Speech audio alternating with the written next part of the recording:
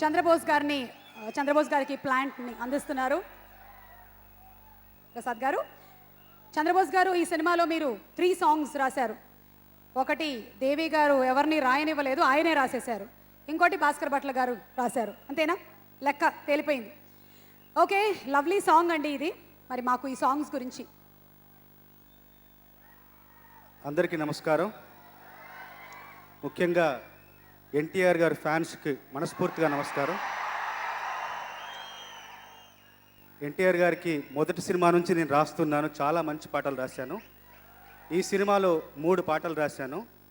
అందులో నాకు బాగా నచ్చిన పాట డోంట్ స్టాప్ అనే పాట. దాంట్లో నాకు నచ్చిన కొన్ని పంక్తులు మీకోసం చెప్తాను, ఎన్టీఆర్ గారి ఫ్యాన్స్ కోసం ప్రత్యేకంగా. వాళ్ళు నిన్ను విసిరేశామని అనుకోని, వాళ్ళు నిన్ను విసిరేశామని అనుకోని, వాళ్లకు తెలియదు నువ్వొక బంతివని. వాళ్ళు నిన్ను నరికేశామని అనుకోని, వాళ్లకు తెలియదు నువ్వొక నీటి ధారవని. వాళ్ళు నిన్ను పాతేశామని అనుకోని, వాళ్లకు తెలియదు నువ్వొక విత్తనమని. విత్తనమై మొలకెత్తు, బంతిలాగా పైకెగురు, వరదలాగా ఉప్పొంగు.